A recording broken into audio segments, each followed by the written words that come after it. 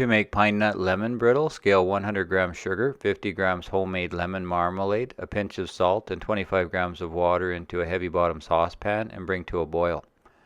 When your candy thermometer reaches 250 degrees Fahrenheit or over 120 degrees Celsius, mix in 70 grams of pine nuts and continue to stir until the sugar mixture reaches 300 degrees Fahrenheit or 149 degrees Celsius.